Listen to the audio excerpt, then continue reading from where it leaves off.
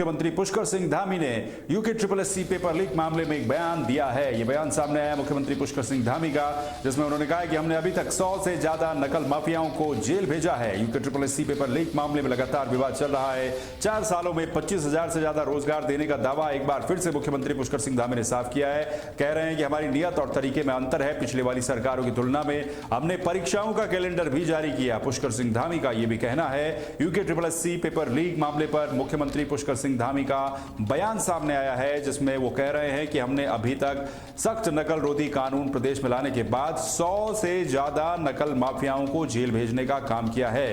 पिछले 4 सालों में 25,000 से ज्यादा रोजगार हम दे चुके हैं। ये भी मुख्यमंत्री पुष्कर सिंह धामी ने कहा है। ये कहा है कि किसी समय किसी जमाने में पटवारी भर्ती से लेकर के तमाम तरह की भर्तियों में क्या क्या हुआ करता था वो सब जानते हैं, लेकिन जब से धामी मुख्यमंत्री बने हैं तब से उनके मुताबिक उन्होंने पारदर्शिता लाने की पूरी कोशिश की है। छात्रों का भविष्य जो है सुरक्षित रह सके, इसका पूरा प्रयास किया है।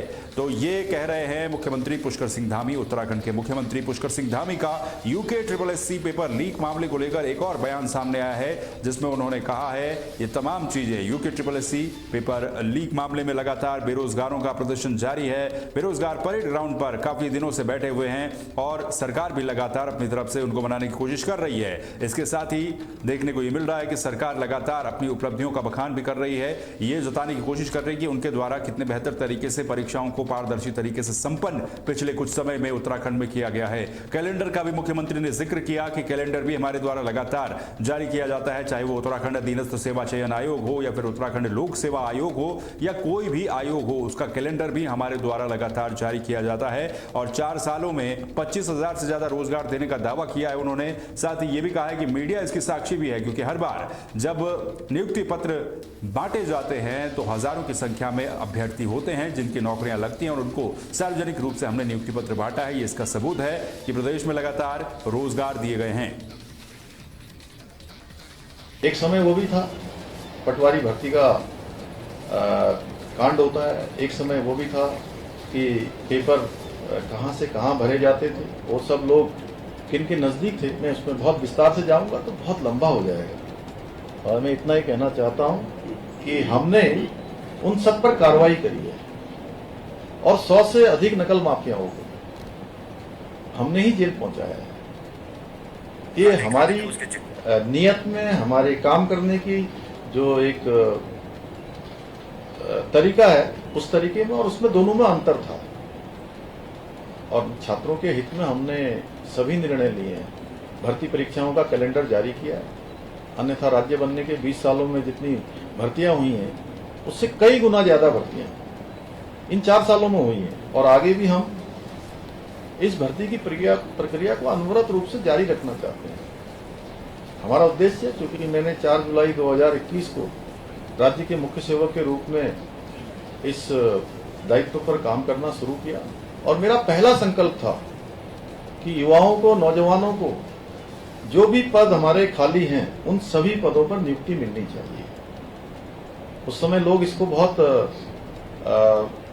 गंभीरता से नहीं लेते थे, लेकिन जैसे जैसे समय बढ़ता गया मैं आप सब लोगों का भी आभारी हूं, क्योंकि आप लोग भी उस बात के साक्षी हैं जिसमें हमने 1,000 1200 लोगों को एक साथ नियुक्ति पत्र प्रदान करने का समारोह आयोजित किया था।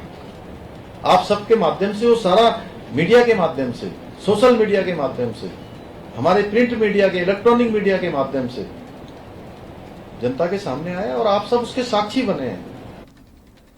तो मुख्यमंत्री पुष्कर सिंह धामी का बयान आपने सुना। यूके SSC मामले को लेकर के जो विवाद प्रदेश में चला है उस पर उनका कहना है कि उनकी सरकार ने 4 सालों में 25,000 से ज्यादा रोजगार दिए। इसके साथ ही नकल रोधी कानून के तहत 100 से ज्यादा लोगों को जेल की सलाखों के पीछे डाला है। फोन लाइन का रुख कर लेते हैं। वकील अहमद इस समय हमारे चैनल हेड हमारे साथ जुड़ चुके हैं। वकील साहब, लगातार सरकार ये प्रचार प्रसार तो कर ही रही है कि इतने लोगों को रोजगार दिया है, मुख्यमंत्री भी लगातार एक के बाद एक कई तरह के बयान दे रहे हैं।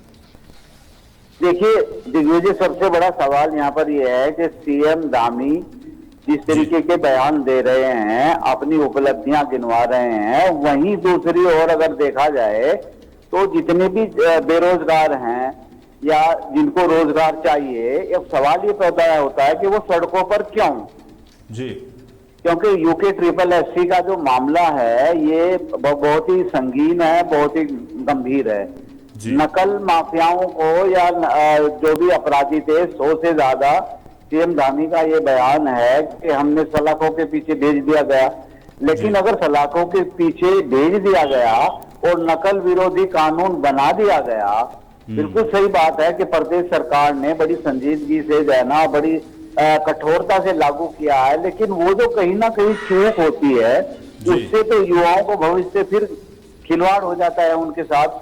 आज अगर बेरोजगार सड़कों पर है तो ये कौन लोग हैं, और वो कौन लोग हैं जिनको 25,000 लोगों को नौकरी दी गई है, कैलेंडर जारी किया गया है। तो और जिस तरीके से सूबे के मुखिया ये बयान भी दे रहे हैं कि इलेक्ट्रॉनिक मीडिया या सोशल मीडिया या मीडिया के माध्यम, मीडिया भी साक्ष्य है, लेकिन सबसे बड़ा जो है ना साक्ष्य तो वहां पर आता है कि जो आईटी सेल है, आईटी सेल ने किस तरीके से कितना काम ऐसा किया है कि बहुत सी चीजें नहीं भी होती लेकिन उनको दिखा दिया जाता है, कैलेंडर भी जारी कर दिया जाता है। अगर ऐसा सब कुछ वाकई धरातल पर है और ऐसा हुआ है तो सवालों के घेरे में ये सब चीज आती हैं कि उत्तराखंड का युवा तो फिर बेरोजगारी को लेकर जो है ना सड़कों पर क्यों बिल्कुल, तो फिर क्यों बेरोजगार युवा सड़कों पर है जब इस तरह के काम हुए। बहुत बहुत शुक्रिया वकील साहब इस पूरी जानकारी के लिए। तो वकील अहमद हमारे चैनल जो बता रहे थे कि किस तरह से इन बयानों के बावजूद भी आखिर बेरोजगार युवा सड़कों पर क्यों है, ये एक बड़ा सवाल बनता है।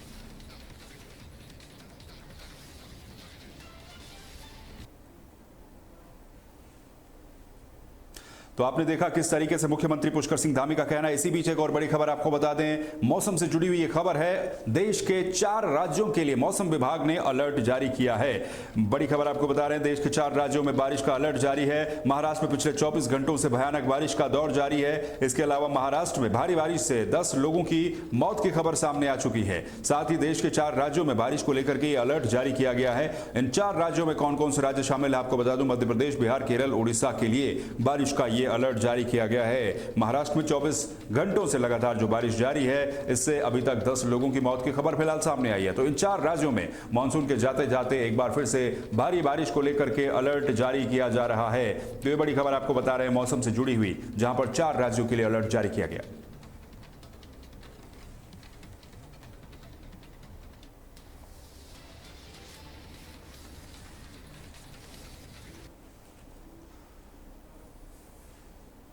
अगली बड़ी खबर आ रही है स्वामी चैतन्यानंद से जुड़ी हुई, जिसमें एक और नया खुलासा सामने आया है। दरअसल चैतन्यानंद मामले में लगातार एक के बाद एक कई तरह के खुलासे हो रहे हैं। पुलिस ने उसे गिरफ्तार कर लिया है, लेकिन अगला खुलासा यह है कि चैतन्यानंद जो है वो सस्ते होटलों का इस्तेमाल किया करता था ठहरने के लिए। चैतन्यानंद मामले में ये एक और खुलासा हुआ है, जहां पर मुकदमा दर्ज होने के बाद वो सस्ते होटलों में छिपा करता था। चैतन्यानंद को लेकर के खुलासा पुलिस ने किया है। पुलिस से बचने के लिए ये तमाम तरह की जो हथकंडे और तरकीब है, इसको वो अपनाता था। रविवार को आगरा से चैतन्यानंद गिरफ्तार हो चुका है, लेकिन इस मामले में यह खुलासा हुआ है कि चैतन्यानंद इस मामले में बचने के लिए सस्ते होटलों का इस्तेमाल करता था, सस्ते होटलों में ठहरता था और पुलिस से बचने की उसकी तरकीब थी। रविवार को पुलिस ने उसे पकड़ लिया।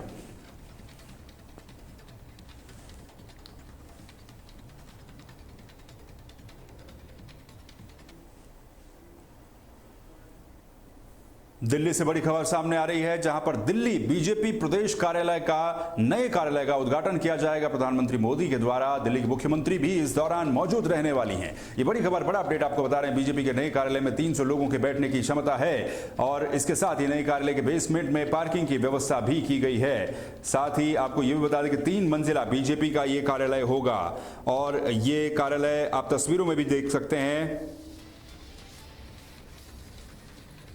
किस तरीके से प्रधानमंत्री नरेंद्र मोदी आएंगे। दीनदयाल उपाध्याय मार्ग पर ये बीजेपी का कार्यालय स्थित है और यहां पर अब ये नया बीजेपी का क्योंकि प्रदेश कार्यालय होगा जो कि 3 मंजिला होगा, तमाम तरह की फैसिलिटी इसमें है और किस तरह की सुविधाएं इसमें होंगी वो मैं आपको बता दूं। 3 मंजिला जो कार्यालय है उसमें तीसरी मंजिल पर तमाम तरह के जो पदाधिकारी हैं उनके कार्यालय होंगे। बेसमेंट में पार्किंग की व्यवस्था की गई है और दिल्ली की मुख्यमंत्री रेखा गुप्ता, प्रधानमंत्री मोदी भी मौजूद रहेंगे जब इसका उद्घाटन किया जाएगा। तो पंडित दीनदयाल उपाध्याय मार्ग पर बीजेपी का ये नया कार्यालय है जिसका उद्घाटन किया जाएगा। 300 लोगों को बैठने की क्षमता इस कार्यालय में होगी।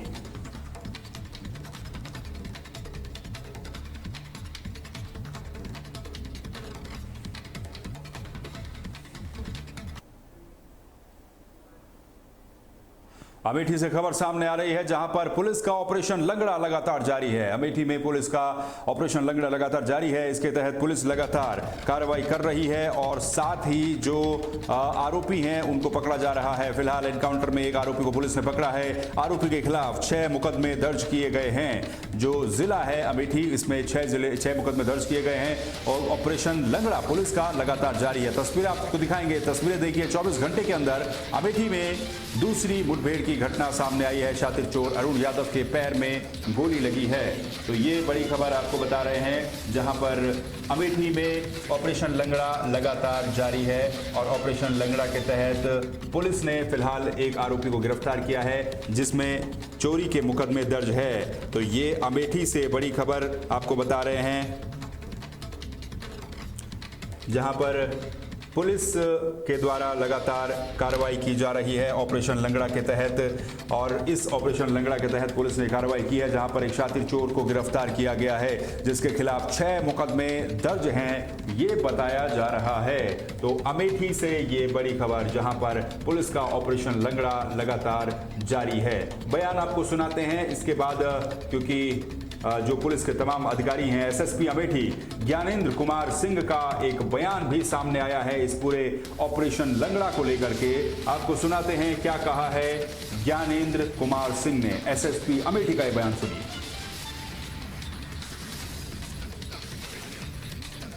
चलिए बयान हम आपको सुनाएंगे किस तरीके से ये पूरा मामला सामने आया। फिलहाल आपको बता दूं पहले अपडेट 24 घंटे के अंदर दूसरी वारदात जो है ये सामने आई है। तो आपको मैं बता रहा हूं ये जानकारी जहां पर अमेठी पुलिस ने ये बड़ी कार्रवाई की है। पुलिस का ऑपरेशन लंगड़ा लगातार जारी है और ऑपरेशन लंगड़ा के तहत पुलिस ने ये कार्रवाई की है जिसमें जो शातिर चोर था इसको पुलिस के द्वारा गिरफ्तार किया गया है। तो पुलिस की गिरफ्तारी में जो ये आरोपी था इसमें पता चला है कि कई तरह के मुकदमे इसके खिलाफ दर्ज हैं। फिलहाल जो पुलिस ने जानकारी दी है उसके मुताबिक 6 मुकदमे पुलिस के द्वारा दर्ज किए गए हैं। इस पूरे मामले को लेकर के 6 मुकदमे इस आरोपी के खिलाफ दर्ज हैं और फिलहाल पुलिस की गिरफ्त में ये आरोपी है। तस्वीरें आप देख सकते हैं किस तरह से तस्वीरें सामने आ रही हैं। जो 24 घंटे के अंदर अमेठी में पुलिस ने ये दूसरी बड़ी एनकाउंटर की कार्रवाई की है। जब इस आरोपी को घेरा जा रहा था तो इसने पुलिस के ऊपर फायर कर दिया और जब पुलिस के ऊपर फायर किया तो फिर इसको पुलिस ने गिरफ्तार कर लिया। तो गिरफ्तार करने के बाद जो ये तस्वीरें हैं आप देख सकते हैं किस तरीके से आरोपी के पैर में गोली लगी है। फिलहाल इलाज के लिए इस आरोपी को अस्पताल में भर्ती करवाया गया है। तो अस्पताल में फिलहाल इस आरोपी को भर्ती करवाया गया है जो आप तस्वीरें देख रहे हैं। एसएसपी हैं अमेठी के ज्ञानेंद्र कुमार सिंह, उनका बयान आपको सुनाते हैं। पुलिस अधीक्षक महोदया द्वारा संदिग्ध वाहन व्यक्तियों के विरुद्ध चलाए गए चेकिंग अभियान के तहत स्वाट टीम प्रभारी तथा थानाध्यक्ष अमेठी की टीम के द्वारा चेकिंग की जा रही थी। इसी बीच अमेठी वायरलेस सेट से सूचना मिली कि एक संदिग्ध व्यक्ति काली मोटरसाइकिल से नौगिरवा चौराहे से मुंशीगंज की तरफ भाग रहा है। इस सूचना पर मुंशीगंज नहर पुलिया पर पुलिस टीम के द्वारा घेराबंदी की गई। तो अपने को घिरता हुआ देख इसने जान मारने की नियत से पुलिस टीम पर फायर तो कर दिया। बयान आपने सुना किस तरीके से बयान दे रहे हैं। एसएसपी फोन लाइन का रुख कर लेते हैं। राजीव ओझा हमारे संवाददाता इस वक्त हमारे साथ फोन लाइन पर जुड़ चुके हैं। राजीव, ऑपरेशन लंगड़ा पुलिस का लगातार जारी है। 24 घंटे के अंदर 2 घटनाएं हुई हैं अमेठी में, क्या अपडेट फिलहाल है? बिल्कुल बताना चाहेंगे जिस प्रकार से यहाँ अमेठी में अपराधियों के खिलाफ अभियान चलाया जा रहा है और 24 घंटे में दूसरी बार ये आप जो है पुलिस की जो है मुठभेड़ हुई है अपराधी से।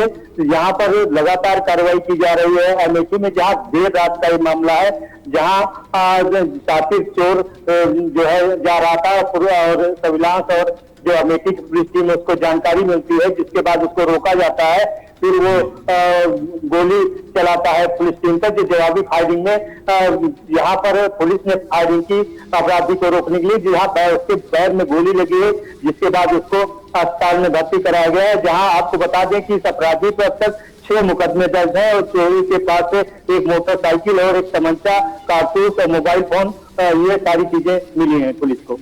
जी, बहुत बहुत शुक्रिया राजीव इस पूरी जानकारी के लिए। तो राजीव वो जो हमारे संवाददाता इस पूरे मामले में हमें जानकारी दे रहे थे किस तरीके से 24 घंटे के अंदर ऑपरेशन लंगड़ा के तहत पुलिस ने ये एक और कार्रवाई की है। तो ब्रेकिंग न्यूज में फिलहाल के लिए बस इतना ही। बाकी खबरों के लिए और अपडेट्स के लिए आप लगातार बने रहिए तहलका डिजिटल के साथ। मुझे दीजिए इजाजत, नमस्कार।